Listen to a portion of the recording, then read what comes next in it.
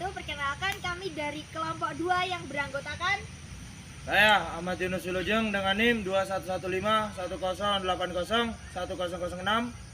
Dan saya Khairul Anam dengan NIM akhir 1039.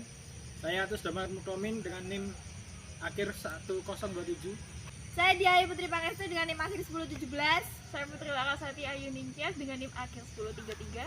Saya Rizky Asana dengan NIM akhir 1031. Saya Ahmad Hafiz Ramzi dengan NIM akhir 1023. Saya Sanji Padi dengan NIM akhir 1013. Saya Dedi Haryanto dengan NIM akhir 1012. Pemeliharaan tanaman merupakan upaya agar tanaman dapat tumbuh dan berkembang dengan baik. Dalam pemeliharaan tanaman terdapat beberapa upaya, yaitu penyiraman, pemangkasan, pemupukan, penyiangan, pembumbunan, dan penyulaman. Di sini kami dari kelompok 2 akan membahas lebih lanjut mengenai pemupukan dan pemangkasan.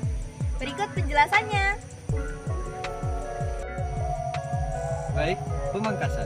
Pemangkasan merupakan salah satu pemeliharaan tanaman dengan cara menghilangkan bagian-bagian tanaman berupa tunas cabang, daun, dan juga buah. Nah, untuk tujuan dari pemangkasan ini adalah untuk memaksimalkan produksi, kemudian menambah nilai estetika, mempermudah cara pemanenan, dan juga memperfokus nutrisi yang akan disalurkan. Ya, di sini saya akan melanjutkan penjelasan mengenai jenis-jenis pemangkasan. Pemangkasan ada 4 jenis.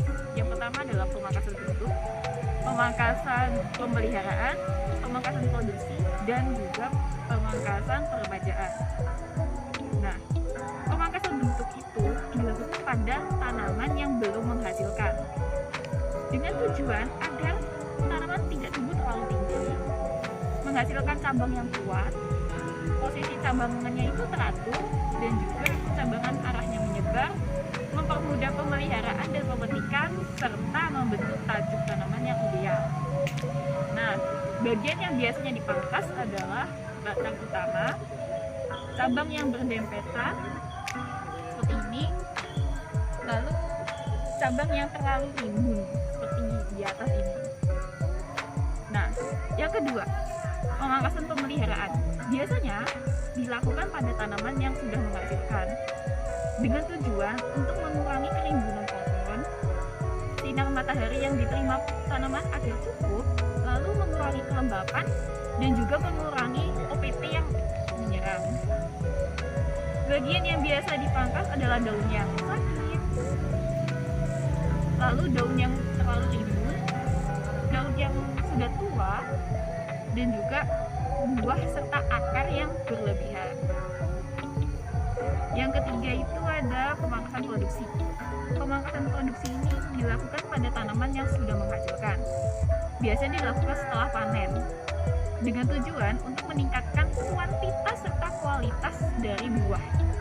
Nah, bagian yang biasa dipangkas itu adalah cabang yang sudah mati atau rusak, cabang yang tumbuh ke dalam atau ke bawah, dan juga cabang air. Yang terakhir adalah peremajaan. Peremajaan itu dilakukan saat tanaman mulai tidak produktif, sudah masa-masa tuanya. Nah, itu dengan tujuan untuk merangsang pertumbuhan reproduktif secara maksimum. Bagian yang dipangkas biasanya adalah batang atau cabang yang sudah tidak produktif. Sekian penjelasan dari saya, terima kasih. Baik, di sini saya akan menjelaskan bagian-bagian yang perlu dipangkas. Seperti ini, daun yang berpenyakit, daun yang kering, seperti ini, terus ranting-ranting kering. Nah, selanjutnya ada tunas air, seperti ini yang tumbuh di ketiak terutama. Nah, tapi ini sudah dipangkas.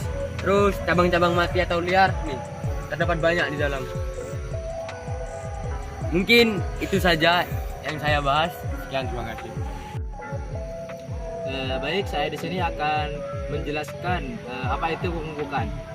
Pemupukan itu adalah proses menambah unsur hara pada tanah atau tanaman untuk berproduksi dengan baik.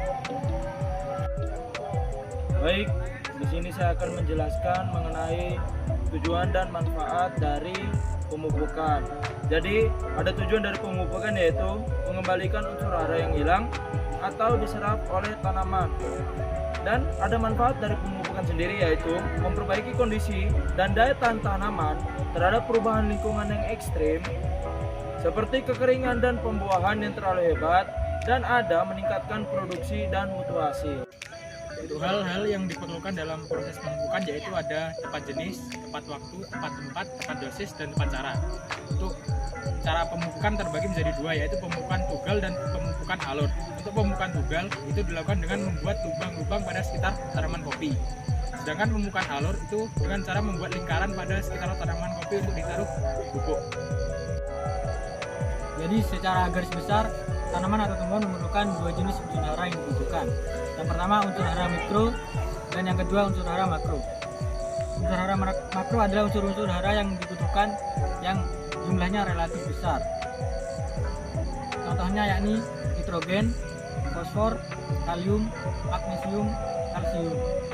Yang unsur hara mikro yakni unsur hara yang jumlah dibutuhkannya relatif lebih sedikit. Contohnya yakni boron, tembaga, seng atau zinc, besi, dan molybdenum. Dosis yang dapat diberikan kepada tanaman kopi robusta yaitu pada tahun pertama memberikan pupuk 30 gram pupuk urea dan KCl, sedangkan untuk pupuk SP36 yaitu 45. Sedangkan pada tahun kedua itu memberikan pupuk 60 gram urea dan 60 gram KCl dan 45 gram untuk pupuk SP36. Pada tahun ketiga memberikan 90 gram urea dan 90 gram pupuk KCl, sedangkan untuk SP36 memberikan pupuk 60 gram. Pada umur 4 tahun memberikan pupuk 120 gram urea dan KCl, sedangkan untuk SP36 memberikan pupuk 60 gram. Pada tahun 5 sampai 10 tahun memberikan pupuk 180 gram untuk urea dan 180 gram untuk KCl. Sedangkan untuk SP36 memberikan pupuk 90 gram. Untuk usia di atas 10 tahun memberikan pupuk 270 gram urea dan 225 gram KCl. Sedangkan untuk SP36 memberikan pupuk 135 gram. Pemupukan dilakukan selama 2 kali dalam setahun.